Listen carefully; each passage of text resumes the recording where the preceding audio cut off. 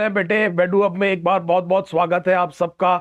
हम पढ़ रहे हैं क्लास 11th में ह्यूमन फिजियोलॉजी यूनिट 5 और उसका chapter body fluids and circulation.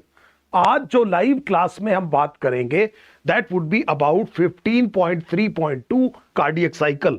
तो आपकी जो एनसीईआरटी में ये जो सेक्शन है 15.3.2 कार्डियक साइकिल, इसके बारे में आज बात करेंगे। क्या हाल है आप सबके? पहले तो ये बताइए कौन कौन है एक बार हेलो बोलेंगे तो ताकि एक दूसरे को पहचान पाए। तो हमने ये कहा कि आज हम कार्डियक साइकिल पढ़ने जा रहे हैं। देखिए बेटे, तो हमने ये कहा कि कार्डियक साइकिल कहते किसे हैं। कार्डियक साइकिल में कुछ इवेंट्स हैं और हम एक इवेंट से शुरू होकर के जब ये इवेंट दोबारा हो रहा है तब तक के सारे इवेंट्स को अगर मिला दे तो कार्डियक साइकिल कहेंगे। जैसे केल्विन साइकिल है, आपने पढ़ा है केल्विन साइकिल किसे कहते हैं। तो जब मेटाबॉलिक पाथवे में कोई चीज साइक्लिक है तो कहीं से भी शुरू करके दोबारा वहीं तक पहुंचने को आप एक कंप्लीट साइकिल कहेंगे। हम भी यहां पर जब कार्डियक साइकिल में कोई एक इवेंट होगा, जैसे मान लो एट्रियल कॉन्ट्रैक्शन हो रहा है, तो अगली बार जब एट्रियल कॉन्ट्रैक्शन होगा तब तक के सारे इवेंट्स को हम क्या कहेंगे बेटे? कार्डियक साइकिल कहेंगे। क्या हाल है अदिति? क्या हाल है मिर्जा? Welcome to this. जो भी है बेटे क्वेश्चन है जरूर पूछना है। Let us try to make it as interactive as possible. तो हमें यह समझ में आ गया कि कार्डियक साइकिल में इवेंट्स कौन कौन से हैं। देखिए बेटे, मतलब क्या हो रहा है कार्डियक साइकिल में। एक और चीज समझिएगा बेटे, एक कार्डियक साइकिल की ड्यूरेशन 0.8 सेकेंड। आइडियल सर्कमस्टांसिस में मैं कह रहा हूं कि एक कार्डियक साइकिल की जो ड्यूरेशन है वो 0.8 सेकेंड्स। एक सेकेंड से कम में एक कार्डियक साइकिल होती है। एक क्वेश्चन तो आपसे यह पूछा जा सकता है, क्या हाल है वाहिद? एक क्वेश्चन तो आपसे यह पूछा जा सकता है कि एक मिनट में बताइए कितनी होगी। Answer will be 60 divided by 0.5 और यह नंबर 75 आएगा। 60 से 0.8 को मल्टीप्लाई नहीं करना है बेटे। आपसे यह पूछा है कि 0.8 सेकेंड में एक कार्डियक साइकिल होती है, तो यह बताइए एक मिनट में कितनी कार्डियक साइकिल होगी। यह आपको हार्ट रेट बताएगा। तो आपने 60 से 0.8 को डिवाइड किया, आपके पास नंबर कितना आया? 75 cardiac cycles in a minute. Please try to understand कि यह क्वेश्चन आपने किस तरह से अटेम्प्ट करना है। मैंने अक्सर बच्चों को यहां गलती क्या करता देखा है कि वो 60 इंटू 0.8 करके इसका आंसर 48 निकाल देते हैं। That would be an incorrect answer. उम्मीद है यह क्वेश्चन आपको समझ में आ गया होगा। एक काम करेंगे, बीच बीच में मैं आपको यह कह रहा हूं कि जब भी मैं आपसे पूछूं आपको समझ में आया कि नहीं आया, तो आप Y और N लिख सकते हैं। Y का मतलब है यस, N का मतलब है नो, ताकि हम आगे बढ़ते चले जाएं। तो यह बात हमें क्लियर हो गई। अब देखिए बेटे, एक और चीज समझिएगा यहां पर। इस कार्डियक साइकिल में जैसा मैंने आपसे कहा कुछ इवेंट्स हैं और हार्ट में 4 चेंबर है। 2 छोटे चेंबर है एट्रिया, 2 बड़े चेंबर है, इनको हम वेंट्रिकल्स कहते हैं।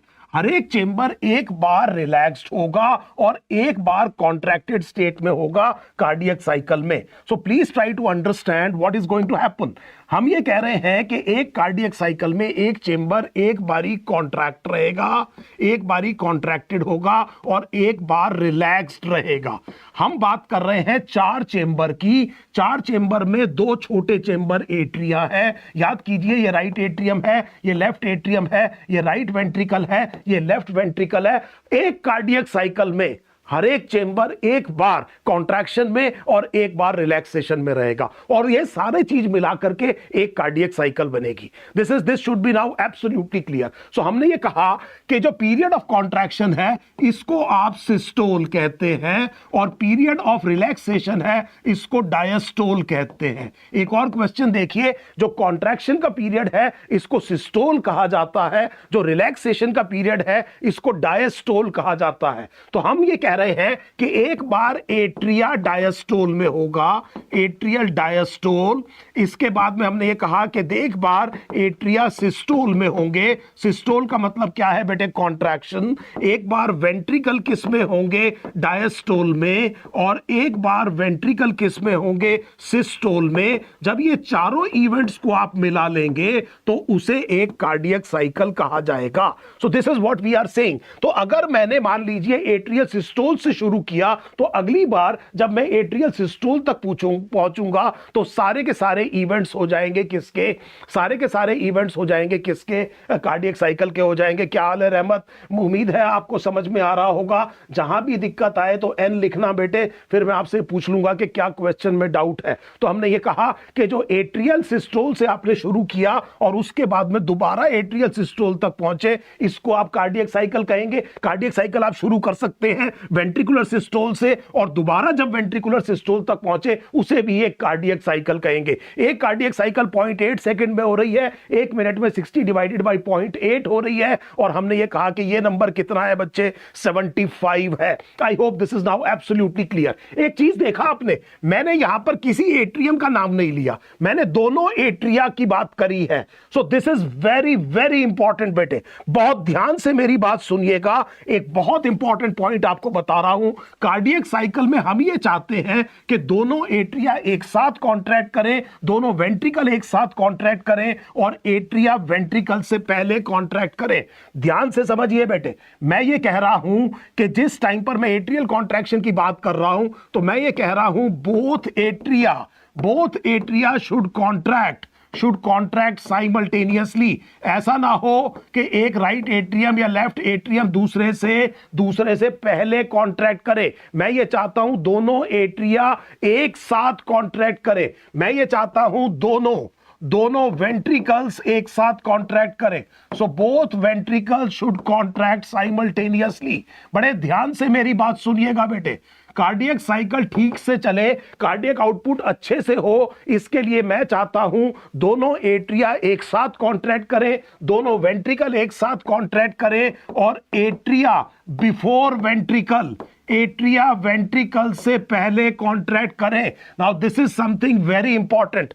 फिर समझ लीजिए, कार्डियक साइकिल इफेक्टिवली चले, इफेक्टिव कार्डियक आउटपुट आए, ऑर्गन्स को प्रॉपरली ब्लड मिलता चला जाए, तो एग्जामिनर आपसे नीट में पूछेगा क्या जरूरी है, तो आप ये कहेंगे दोनों एट्रिया एक साथ कॉन्ट्रैक्ट करने चाहिए, दोनों वेंट्रिकल एक साथ कॉन्ट्रैक्ट करने चाहिए और एट्रिया वेंट्रिकल से पहले कॉन्ट्रैक्ट करने चाहिए। अब हमें देखना यह है कि हमारे हार्ट में यह चीज कैसे एंश्योर की जाती है, इस चीज को कैसे एंश्योर करते हैं कि ये प्रॉपर तरीके से चलती रहे। अब देखिए, यहां पर मैंने आपसे यह कहा था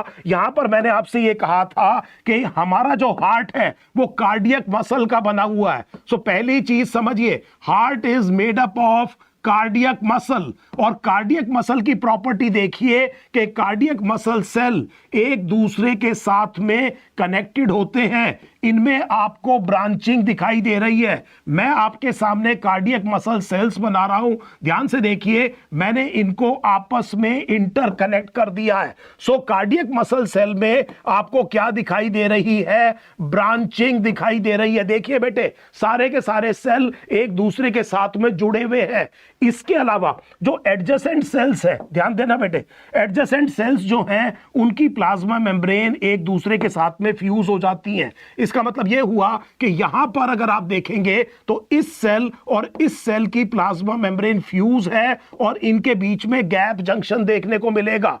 ये जो आप फ्यूजन देख रहे हैं इसे इंटरकैलेटेड डिस्क कहते हैं। ध्यान देखना बेटे, बड़े ध्यान से देखिए, इसको समझिए, ये इंटरकैलेटेड डिस्क है।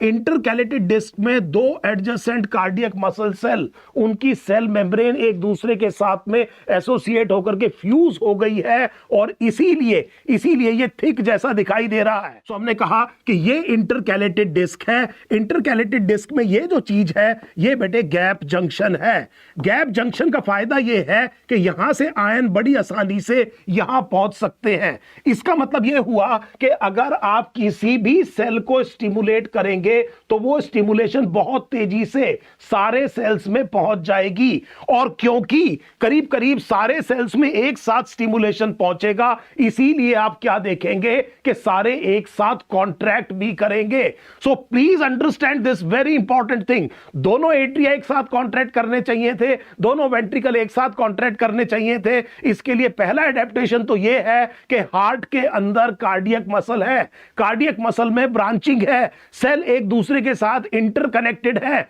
एक क्वेश्चन याद रखिएगा स्ट्रक्चरल ऑर्गेनाइजेशन इन एनिमल से, जहां पर ये जुड़े हुए हैं उस थिकेंड स्ट्रक्चर को इंटरकैलेटेड डिस्क कहा जाता है। उस इंटरकैलेटेड डिस्क में गैप जंक्शन है, गैप जंक्शन की वजह से एक सेल से आयन दूसरे सेल में बड़ी आसानी से आ जा सकते हैं। इसकी वजह से सारे सेल एक साथ क्या करेंगे, स्टिमुलेट होंगे, और इस वजह से it will lead to a simultaneous contraction. I hope this is now absolutely clear. पहली बात तो आपको यह समझ में आ गई कि कार्डियक मसल ये है। दूसरी चीज ये समझिएगा बेटे, दूसरी चीज ये समझिए, मैंने आपको यह बताया था कि जो एट्रियल मसल मास है, दोनों जो एट्रिया हैं और जो दोनों वेंट्रिकल है, उनके बीच में एक फाइब्रस कनेक्टिव टिश्यू है।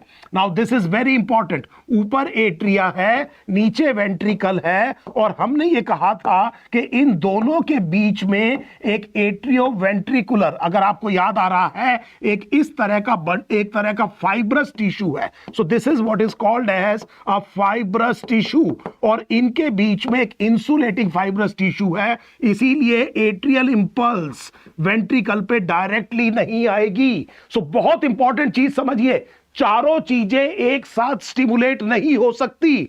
एट्रियल इंपल्स स्पिल होकर के वेंट्रिकल पे डायरेक्ट कभी नहीं आएगी, क्योंकि एट्रिया और वेंट्रिकल के बीच में हमने क्या कहा, फाइब्रस टिश्यू है। सो ये फाइब्रस टिश्यू है। तीसरी चीज हम रिवाइज करते हैं कि हार्ट का अपना नोडल टिश्यू है, हार्ट का अपना नोडल टिश्यू है। ह्यूमन हार्ट, मैंने आपको पिछली क्लास में बताया था, मायोजेनिक है। यहां पर इंपल्स मसल जनरेट करती है, और वो जो मसल जनरेट करती है वो नोडल टिश्यू है, और ये नोडल टिश्यू भी स्पेशलाइज्ड कार्डियक मसल है। Now this is very important to understand. मैंने ये कहा कि ह्यूमन हार्ट मायोजेनिक है। एग्जामिनर आपसे पूछेगा क्यों है, क्योंकि दो ही टिश्यू बेटे इंपल्स जनरेट कर सकते हैं, या तो नर्व या मसल। अगर नर्व जनरेट करेगा तो न्यूरोजेनिक कहेंगे, और अगर मसल जनरेट करेगा तो मायोजेनिक कहेंगे। क्योंकि हमारे हार्ट में इंपल्स कौन जनरेट करता है, मसल जनरेट करता है, इसलिए हम ह्यूमन हार्ट को क्या कहते हैं, मायोजेनिक कहते हैं। और इसको जनरेट करने के लिए एक स्पेशल कार्डियक मसल टिश्यू जिसे नोडल टिश्यू कहा जाता है, वो ह्यूमन हार्ट में लोकेटेड है। ह्यूमन हार्ट के अंदर एक स्पेशल टिश्यू है जिसे आपने क्या कहा, नोडल टिश्यू। इसको अगर हम रिवाइज करें तो ये वो डायग्राम है जो हमने पिछली क्लास में भी किया था। हमने ये कहा, देखिए ध्यान से, कि ये टिश्यू कहां कहां पर है। ये रहा बेटे एसए नोड, ये एसए नोड है, cyano atrial node.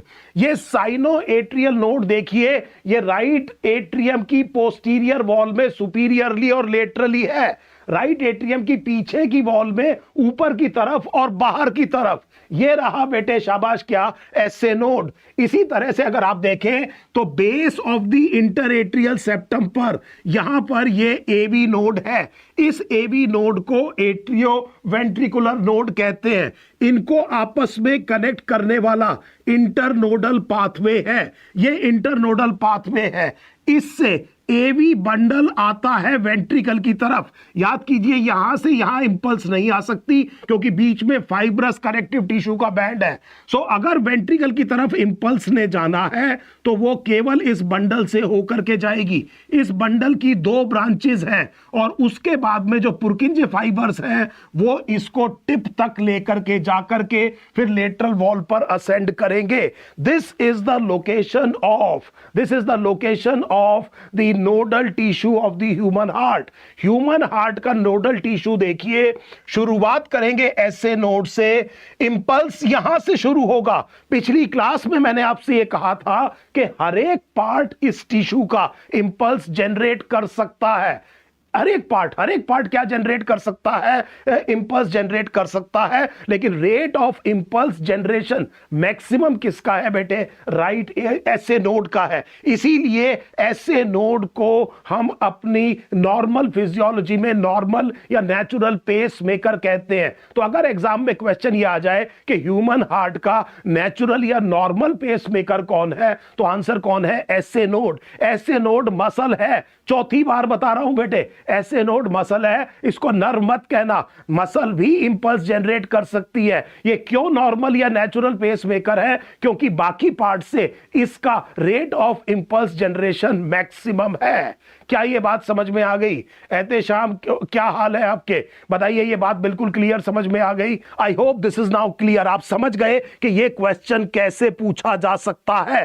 This is a very very important question. अब देखिए आगे चलते हैं। अब हमने ये कहा कि दोनों एट्रिया एक साथ कॉन्ट्रैक्ट करने चाहिए, दोनों वेंट्रिकल एक साथ कॉन्ट्रैक्ट करने चाहिए। हर एक कार्डियक साइकिल में एट्रिया एक बार डायस्टोल में होंगे, एक बार सिस्टोल में होंगे, वेंट्रिकल भी एक बार डायस्टोल में होंगे और एक बार किसमें होंगे बेटे, सिस्टोल में होंगे। अब इधर देखिए, चारों चेंबर एक साथ डायस्टोल में हो सकते हैं। So please try to understand, there is a term जिसको हम थोड़ी देर में डिस्क्राइब करेंगे और बेहतर तरीके से आपको समझ में आ जाएगी। चारों के चारों चेंबर एक साथ रिलैक्स्ड हो सकते हैं, लेकिन एक साथ कॉन्ट्रैक्ट कभी नहीं होंगे। प्लीज राइट इट डाउन, इस चीज को लिख लीजिए कि चारों के चारों चेंबर एक साथ रिलैक्स तो हो सकते हैं, लेकिन एक साथ कॉन्ट्रैक्ट कभी नहीं करेंगे। सो जॉइंट डायस्टोल तो हो सकता है, जॉइंट सिस्टोल नहीं हो सकता।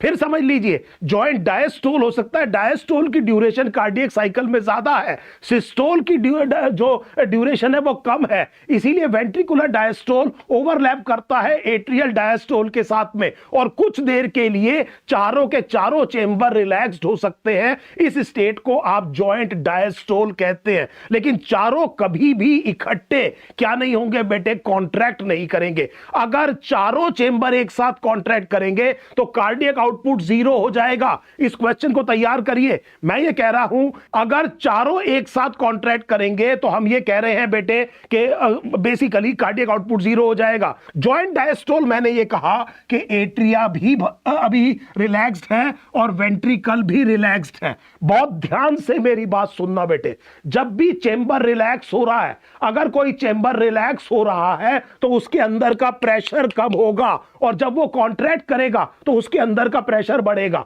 सोच के देखिए, एक गुब्बारा है, उसको आप फुलाइए, उसके अंदर पानी ज्यादा जा सकता है, और उसको बाहर से दबाइए तो पानी बाहर जाएगा। इसका मतलब यह हुआ कि कोई भी चेंबर भरेगा कब, डायस्टोल में। डायस्टोल में फिलिंग होती है और सिस्टोल में क्या होगी, एम्प्टीइंग होगी। सो मुझे यह समझ में आ गया कि अगर चेंबर डायस्टोल में है तो उसमें क्या होगा, फिलिंग होगी, और अगर चेंबर किस में है, सिस्टोल में है, तो मैं ये कह रहा हूं कि उसकी एम्प्टीइंग होगी। आई hope this is now absolutely clear. कोई भी चेंबर, तो किसी भी चेंबर में अगर ब्लड सबसे ज्यादा आपसे एग्जामिनर पूछ ले what is the time when the maximum amount of blood is present in any chamber, तो आपका आंसर होना चाहिए एंड ऑफ डायस्टोल। डायस्टोल में चेंबर भरता है, इसीलिए डायस्टोल के दौरान भरता है, इसीलिए डायस्टोल के एंड पर किसी भी चेंबर में सबसे ज्यादा ब्लड होगा। और इसी तरह से अगर एग्जामिनर आपसे पूछता है कि यह बताइए सबसे कम कब होगा, तो चेंबर खाली कब होता है बेटे, सिस्टोल में, और एंड सिस्टोलिक वॉल्यूम सबसे कम होगी। बड़े ध्यान से समझ लीजिए। एक और क्वेश्चन मैंने आपसे कराया कि किसी भी चेंबर में जो एंड डायस्टोलिक वॉल्यूम है वो मैक्सिमम होनी चाहिए, और जो एंड सिस्टोलिक वॉल्यूम है वो मिनिमम होनी चाहिए। So I hope this is now absolutely clear. कोई क्वेश्चन है तो बताइए, नहीं तो वाई और एन लिखिए, आगे चलते हैं। शाबाश बेटे। तो चलिए, अब हमने ये कहा कि इतनी बात समझने के बाद में हम ये कह रहे हैं कि सारे के सारे चेंबर अभी किस में है बेटे, डायस्टोल में है। इसका मतलब एट्रिया में ब्लड भर रहा है, एट्रिया में ब्लड भर रहा है। क्योंकि डायस्टोल में फिलिंग होती है। ये एट्रिया में यहां से बेटे डीऑक्सीजनेटेड ब्लड भर रहा है, ये superior vena cava, inferior vena cava, यहां पर डीऑक्सीजनेटेड ब्लड आ रहा है, और यहां पर पल्मोनरी वेन्स, उनसे ऑक्सीजनेटेड ब्लड आ रहा है। और हमने ये कहा कि अभी जो एट्रियल प्रेशर है वो वेंट्रिकुलर प्रेशर से कम है। समझने की कोशिश करना बेटे, बिल्कुल क्लियरली समझने की कोशिश करना। ये चेंबर में पानी भर रहा है, ये चेंबर बड़ा है, इसमें अभी प्रेशर ज्यादा है इससे, और जब तक बेटे एट्रिया का प्रेशर कम होगा वेंट्रिकल से तब तक एवी वॉल्व खुलेंगे नहीं। ये याद रखिए कि यहां पर एट्रियो वेंट्रिकुलर वॉल्व है, और ये वॉल्व तब खुलेंगे जब एट्रियल प्रेशर ज्यादा हो जाएगा वेंट्रिकल से।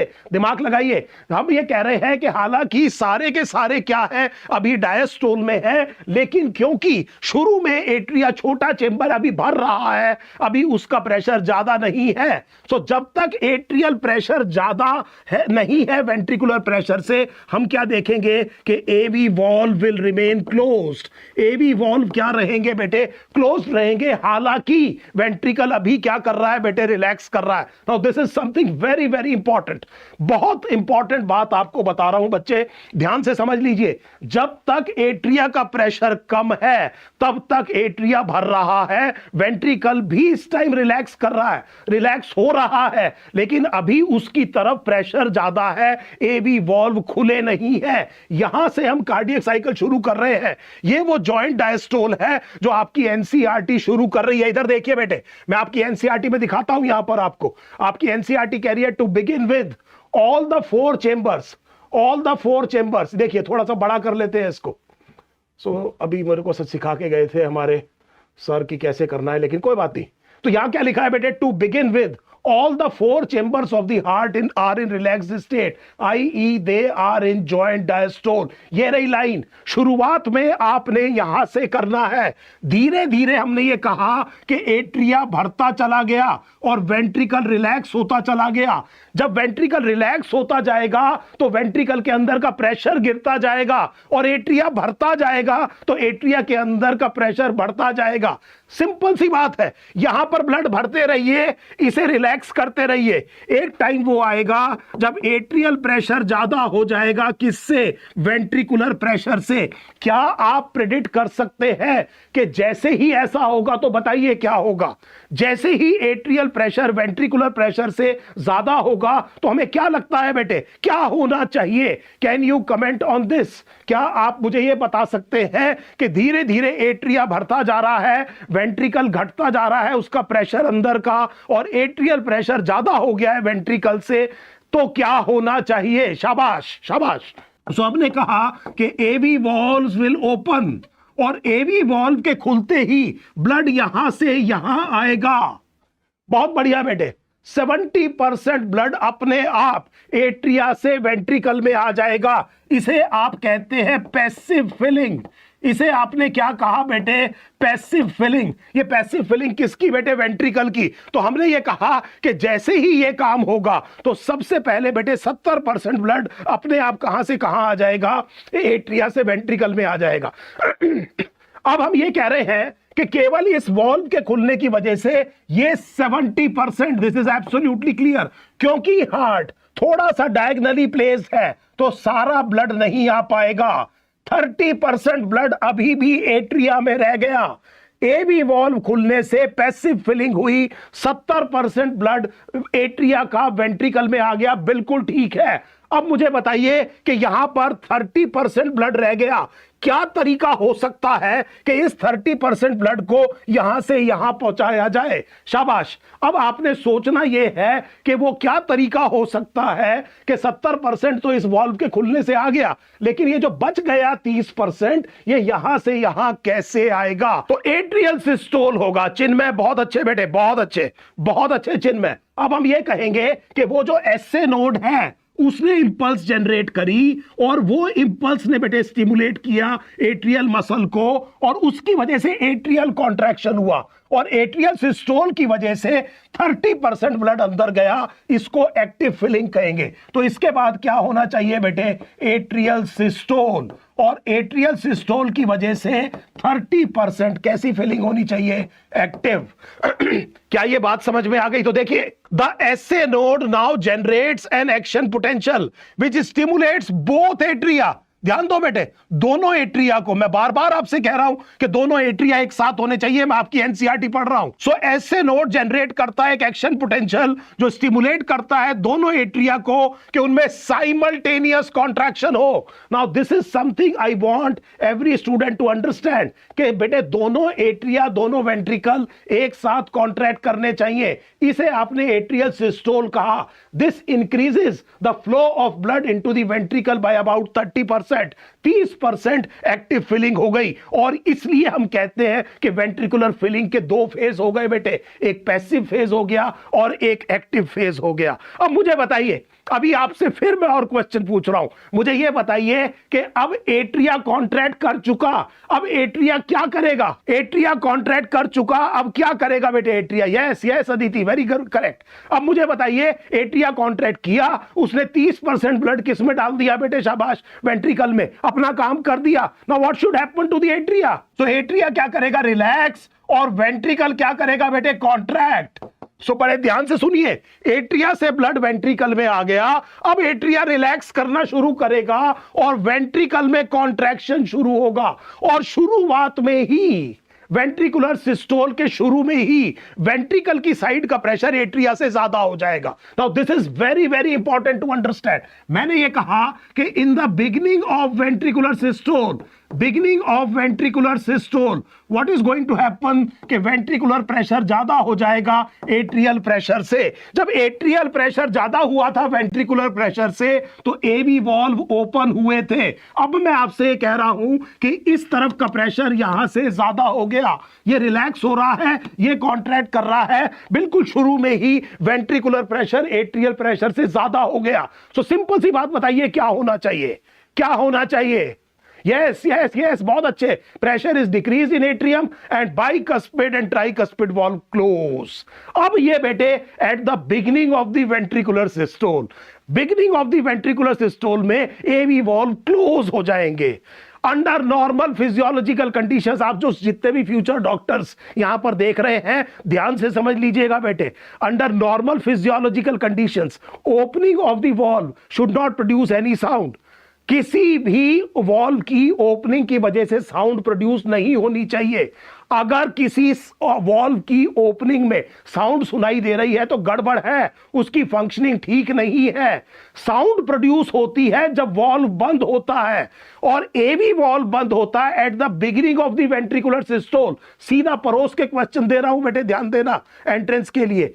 Beginning of the ventricular systole क्या होता है? दोनों एवी वॉल्व, इधर ट्राइकस्पिड राइट साइड में, लेफ्ट साइड में बाइकस्पिड, दोनों वॉल्व साइमल्टेनियसली स्नैप क्लोज होते हैं। स्नैप क्लोज का मतलब है it will produce a sound, और इस साउंड को फर्स्ट हार्ट साउंड कहते हैं, जिसे आप जानते हैं लब कहा जाता है, फर्स्ट हार्ट साउंड। तो इसकी वजह से हमने ये कहा कि एवी वॉल्व क्या होंगे बेटे? स्नैप क्लोज होंगे। स्नैप का मतलब क्या हुआ? They will produce a sound, और ये साउंड क्या है बेटे?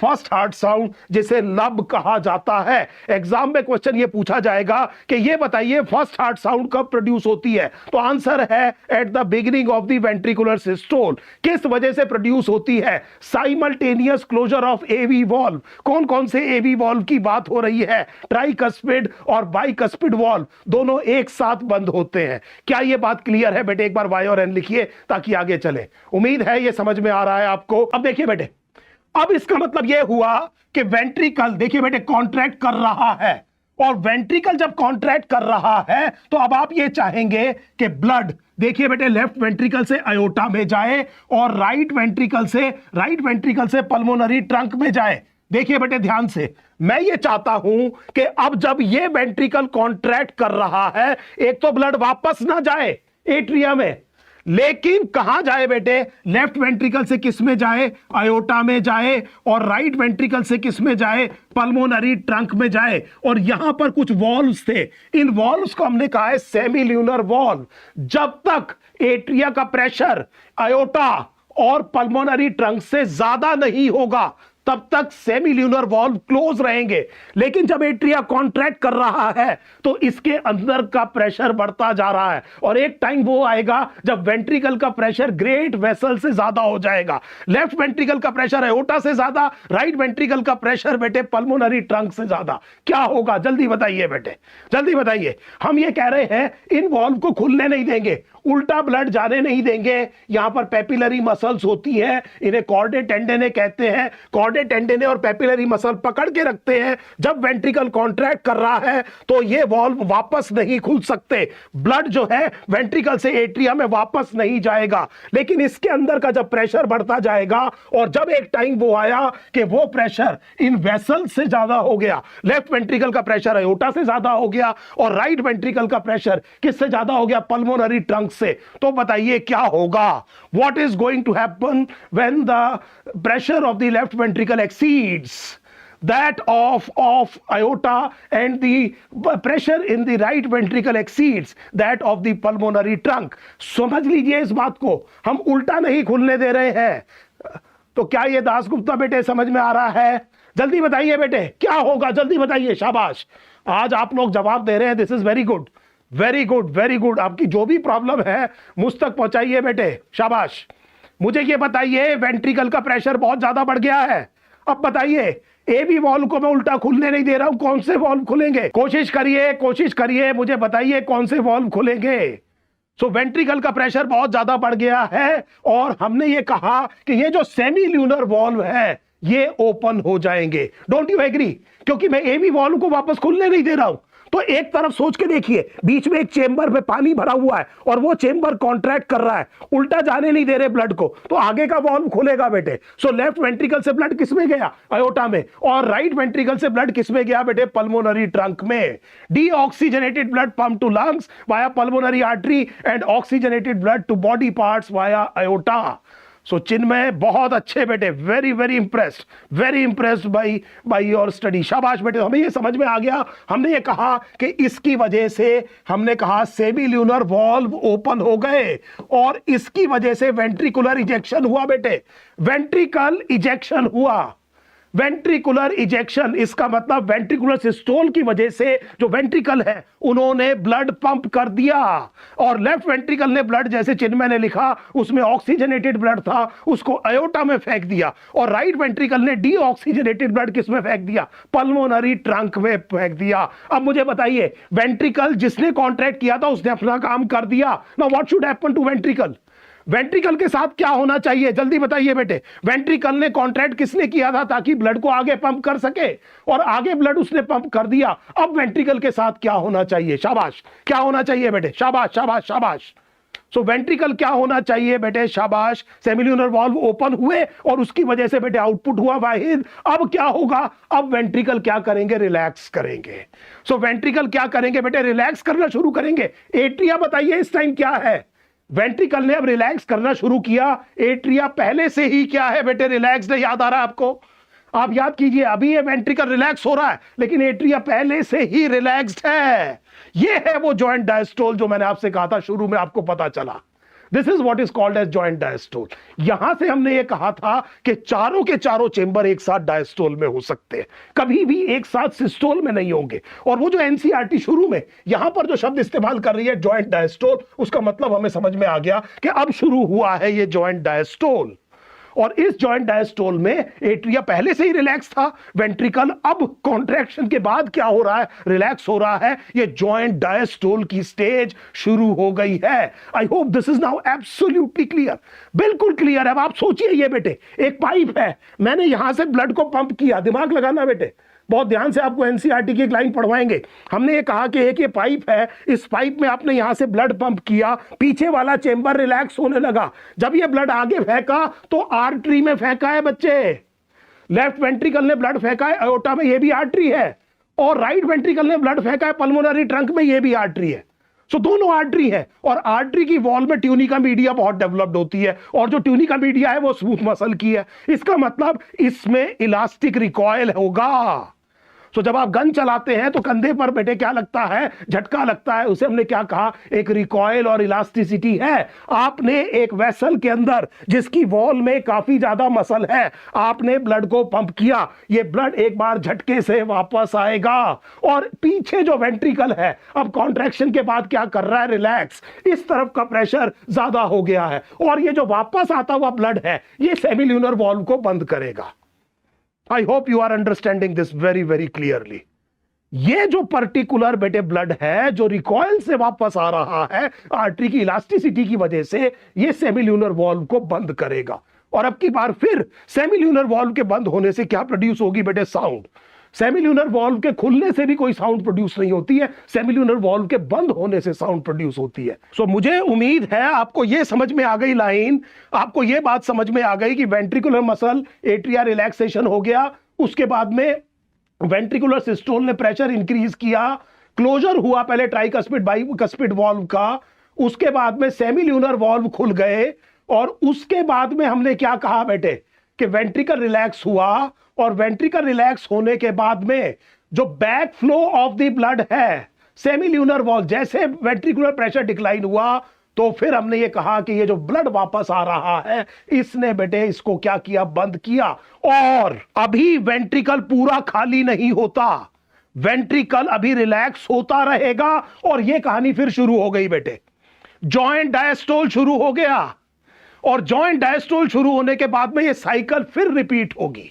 Yes, the second sound yes would be wide, will be dub, or yeah, it will be because of the simultaneous closure of the semilunar valve, the aortic and the pulmonic semilunar valve at the beginning of diastole. Question दोबारा repeat कर देता हूं। जो पहला heart sound है at the beginning of the systole by the simultaneous closure of tricuspid and bicuspid atrioventricular valves. जो second heart sound है, it is because of the simultaneous closure of aortic and pulmonic valves, the semilunar valves at the beginning of ventricular diastole. Ventricular diastole के शुरू में second heart sound और atrial ventricular systole के शुरू में पहली heart sound. क्या ये बात क्लियर है बेटे? मुझे ये पता है जॉइंट डायस्टोल है, धीरे धीरे एट्रियल प्रेशर ज्यादा हुआ वेंट्रिकुलर प्रेशर से, हमने कहा एबी वॉल्व खुल गए, फिर हमने कहा 70% पैसिव फिलिंग हो गई, याद कीजिए 70% पैसिव फिलिंग हो गई। इसके बाद हमने कहा एट्रियल सिस्टोल हुआ और इस एट्रियल सिस्टोल ने 30% ऐड किया, इसको हमने कहा बेटे एक्टिव फिलिंग। और इस एक्टिव फिलिंग के बाद में हमने ये कहा कि एट्रिया रिलैक्स होंगे और वेंट्रिकल का कॉन्ट्रैक्शन शुरू होगा और जैसे ही वेंट्रिकल का कॉन्ट्रैक्शन शुरू होगा तो वेंट्रिकुलर प्रेशर ज्यादा हो जाएगा एट्रियल प्रेशर में और बिगिनिंग में ही S1 प्रोड्यूस होगी क्योंकि एवी वॉल्व बंद हो गए। ये फर्स्ट हार्ट साउंड है, धीरे धीरे वेंट्रिकल का प्रेशर बढ़ता रहेगा और जब वेंट्रिकल का प्रेशर अयोटा लेफ्ट साइड में और पल्मोनरी ट्रंक राइट साइड में जब इनसे बढ़ जाएगा तो बेटे सेमिल्यूनर वॉल्व ओपन हो जाएंगे और ब्लड क्या होगा बेटे, इजेक्शन, इसको स्ट्रोक वॉल्यूम कहेंगे हम अभी। और उसके बाद में जो रिकॉइल होगा उसकी वजह से जब वेंट्रिकल क्या होने लगा बेटे, रिलैक्स, और ब्लड का क्या हुआ, रिकॉइल हुआ, तो सेमिल्यूनर वॉल्व क्या हो गए बेटे, close eight the beginning of the ventricular diastole. और क्या प्रोड्यूस हुआ, S2। धीरे धीरे ये रिलैक्स होते गए, वो भरता चला गया और एट्रियल प्रेशर फिर बढ़ गया बेटे। तो हमने ये कहा कि ये साइकिल रिपीट हो जाएगी। ये सारे के सारे इवेंट 0.8 सेकेंड में हो रहे हैं। All these events are happening in 0.8 second. ये केवल 0.8 सेकेंड में हो रहे हैं। इधर देखिए, दोबारा करते हैं, तीसरी बार वेंट्रिकल ने ब्लड को पंप किया, कहीं से भी शुरू कर दीजिए। साइकिल की ब्यूटी ये है, किसी भी इवेंट से शुरू करके उसी इवेंट पर दोबारा पहुंचिए। सो वेंट्रिकल का प्रेशर ज्यादा हुआ, लेफ्ट वेंट्रिकल का प्रेशर ज्यादा हुआ एओर्टा से, राइट का ज्यादा हुआ पल्मोनरी ट्रंक से, सेमिल्यूनर वॉल्व ओपन हुए, ब्लड किस में गया बेटे, एओर्टा और पल्मोनरी ट्रंक में। वेंट्रिकल क्या होना शुरू हुआ, रिलैक्स, रिकॉइल हुआ ब्लड का, दोनों सेमिल्यूनर वॉल्व बंद हो गए, S2 प्रोड्यूस हुई, धीरे धीरे वेंट्रिकल और रिलैक्स होता चला गया, एट्रिया का प्रेशर ज्यादा हो गया वेंट्रिकल से, खुल गए एबी वॉल्व, 70% पैसिव फिलिंग हुई, फिर एट्रिया कॉन्ट्रैक्ट किया, एट्रिया कॉन्ट्रैक्ट करने से 30% एक्टिव फिलिंग हुई। अब एट्रिया रिलैक्स करेगा, वेंट्रिकल क्या करेगा, कॉन्ट्रैक्ट। शुरू में ही वेंट्रिकुलर प्रेशर ज्यादा हो जाएगा एट्रियल प्रेशर से और दोनों एबी वॉल्व बंद हो जाएंगे और बंद होने पर S1 प्रोड्यूस होगी, एट्रिया धीरे धीरे और कॉन्ट्रैक्ट करेगा, उसके अंदर का प्रेशर बढ़ेगा और फिर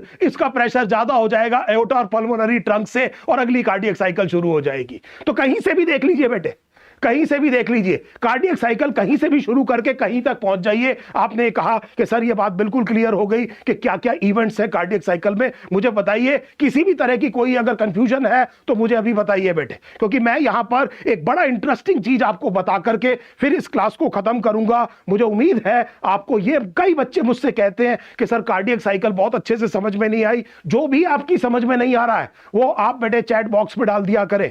इस चैनल को आप सब्सक्राइब कीजिए, आप जो है उसमें लिख दीजिए कि मुझे ये करना है। अब से लेकर के एग्जाम तक हम बहुत कुछ कर सकते हैं। जो भी आपका, अभी आपने किसी ने कहा कि 12th की कोई क्लास, जो भी आपका टॉपिक है आप बताइए। It is the best utilization of your time. आपका टाइम यूटिलाइजेशन होना चाहिए। आपको जो भी गड़बड़ लग रही है वो मुझे बता दीजिए, मैं यहां पर डिस्कस करूंगा। देखिए एक और चीज समझिए, इधर बड़े ध्यान से देखिए बेटे, एक और चीज। अब हमने ये कहा कि ये जो पूरा का पूरा बेटे, ये जो वेंट्रिकल है, ये जो वेंट्रिकल है, इसमें सबसे ज्यादा, देखो बेटे, अगर एग्जाम में कोई क्वेश्चन किसी स्पेसिफिक चेंबर के बारे में नहीं है तो लेफ्ट वेंट्रिकल पे क्वेश्चन है। आप आकर के ये मत कहना कि सर वहां नहीं लिखा था कि क्वेश्चन कौन से चेंबर पे है। अगर एग्जाम में चेंबर का नाम नहीं लिखा है तो लेफ्ट वेंट्रिकल है बेटे, सीधी सी बात है। It is the business end of the human heart. यहां से ब्लड बेटे एओर्टा में जा रहा है और वहां से ऑर्गन्स तक मिल रहा है। सो अगर एग्जाम में कोइंसिडेंटली एग्जामिनर ये लिखना भूल गया कि वो कौन से चेंबर की बात करना चाह रहा है तो आप आंसर लेफ्ट वेंट्रिकल के हिसाब से देंगे। तो हमने कहा कि जो लेफ्ट वेंट्रिकल है उसमें एंड डायस्टोलिक वॉल्यूम मैक्सिमम होगी। अभी थोड़ी देर पहले मैंने आपको बताया कि डायस्टोल में ब्लड भरता है तो एंड डायस्टोलिक वॉल्यूम सबसे ज्यादा होगी। टिपिकल सर्कमस्टांस में एक वैल्यू ले लेते हैं, ये 120 ml है। Now this will be very very interesting to you. आप देखिए बेटे, आपने कई बार सुना भी होगा, इसको ध्यान से देखिए। हमने कहा कि वेंट्रिकल में जो मैक्सिमम वॉल्यूम है वो एंड डायस्टोलिक वॉल्यूम होगी और इसी तरह से जो एंड सिस्टोलिक वॉल्यूम है वो मिनिमम होगी। और एंड सिस्टोलिक वॉल्यूम करीब कितनी होती है, 50 ml। सो इसको काट के दोबारा ठीक लिख देता हूं, दिस इज 50 ml। सो सुनिए, वेंट्रिकल भरा कितना नॉर्मल फिजियोलॉजिकल कंडीशन में, 120 ml।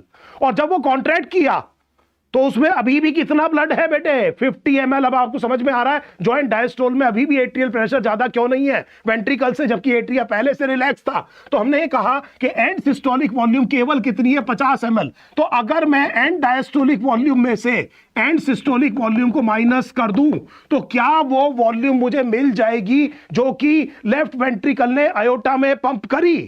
Now this is very very important to understand.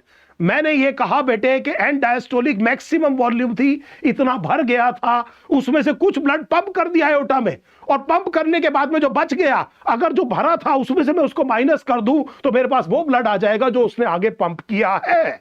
और इसका मतलब ये हुआ कि इसको मैं स्ट्रोक वॉल्यूम कह सकता हूं। आई hope this is now absolutely clear.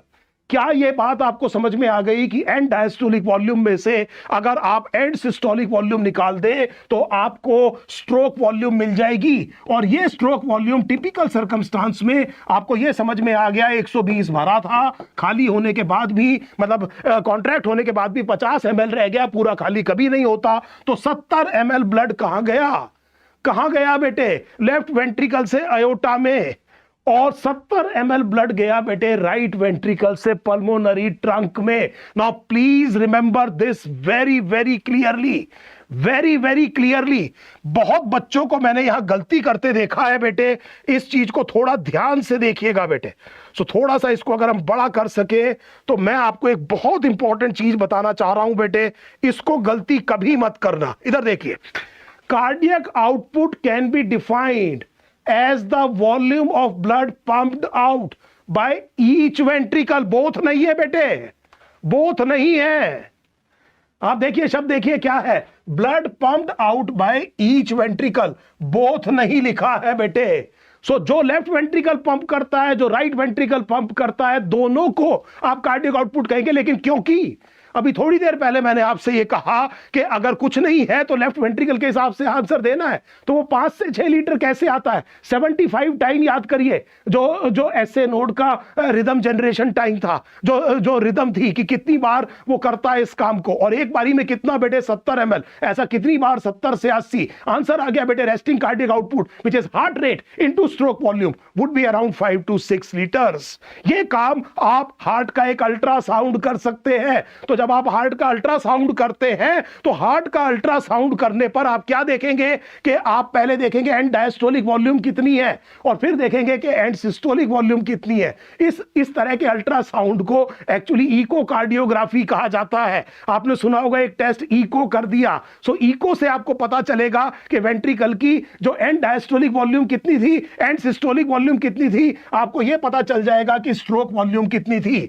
और इमीडिएटली डॉक्टर क्या करेगा कि वो ये करेगा कि ये देखेगा कि 70 ml कितने में से बेटे, 120 ml में से। ध्यान करिए ये 70 ml अचीव हुई है 120 ml में से, दिस वुड बी अप्रॉक्सीमेटली 60%, और इसको इजेक्शन फ्रैक्शन कहते हैं। सो इसको मैं लिख देता हूं, this is what is called as ejection fraction. दोबारा लिख देता हूं बेटे, इधर देखिए, मैंने ये कहा कि एंड डायस्टोलिक वॉल्यूम कितनी थी बेटे 120, एंड सिस्टोलिक वॉल्यूम कितनी थी बेटे 50। इसका मतलब स्ट्रोक वॉल्यूम कैसे निकालेंगे? End diastolic minus end systolic volume. So इसका मतलब 120 माइनस 50, ये कितना आ गया बेटे 70 ml एक बारी में। ईच वेंट्रिकल, मुझे ये भी समझ में आ गया, each 70 ml by right, 70 ml by left. उसके बाद में मैंने कहा heart rate into stroke volume is equal to cardiac output is equal to cardiac output per minute. इसका मतलब ये हुआ कि हार्ट रेट बेटे 70 से 80, 75 हमने कैलकुलेट किया था, इसको हमने कहा 70, और ये करीब 5 से 6 लीटर हमने क्या निकाल दिया बेटे, कार्डियक आउटपुट निकाल दिया। लेकिन ये जो 70 ml है ये 120 में से, सो हमने कहा 70 कितने में से, 120 में, इसको हमने कहा कितना है बेटे 60%, और इस चीज को हमने कहा इजेक्शन फ्रैक्शन। सो अगर डॉक्टर किसी का हार्ट चेक करता है और उसका इजेक्शन फ्रैक्शन 40% है, तो दिमाग लगाइए, आज का आखिरी क्वेश्चन कर रहे हैं बेटे। तो मैंने ये कहा कि किसी एग्जाम में पास परसेंटेज, पासिंग मार्क्स 60 है। तो चलिए मुझे बताइए, किसी एग्जाम में पासिंग मार्क्स 60 है और किसी बच्चे के 40 आए, तो क्या कहेंगे? पास हुआ क्या? वो पास नहीं हुआ तो क्या हुआ? फेल हो गया। और अब हमें समझ में आ गया कि मेरी एनसीईआरटी में जो हार्ट फेलियर है इसका मतलब क्या है, इस हार्ट फेलियर का मतलब क्या है। ये देखिए, heart failure means the state of heart when it is not pumping blood effectively enough to meet the needs of the body। ये देखिए, ये है बेटे हार्ट फेलियर। सो एक और शब्द हमें आज समझ में आ गया कि हार्ट फेलियर किसे कहा जाता है। ठीक है वाहिद, बहुत बढ़िया वाहिद, बहुत बढ़िया। So I hope this is now absolutely clear. उम्मीद है आज के सेशन में आपको कार्डियक साइकिल अच्छे से समझ में आई होगी। कुछ जो मैंने कार्डियक आउटपुट के बारे में बात किया, अगली बार जब हम आएंगे तो मैं आपको ईसीजी और डबल सर्कुलेशन के बारे में पढ़ाऊंगा, और फाइनली फिर कुछ डिसऑर्डर्स और regulation of cardiac activity. So Wednesday 5:30 बजे से 6:30 बजे मैं आपसे फिर मिलूंगा। बाकी फिजिक्स और केमिस्ट्री के लिए डेली हमारी क्लासेस हैं, आप उनको ज्वाइन कीजिए, आप इसका फायदा उठाइए, आप एक और पर्सपेक्टिव देखिए। अगर आपको अच्छा लगता है तो हमें बहुत खुशी होगी। मैं आपसे, मेरा नाम डॉक्टर एनके शर्मा है, मैं आपसे वेडनेसडे 5:30 बजे अगले टॉपिक के साथ फिर मिलूंगा। Thank you for your time, thank you so much.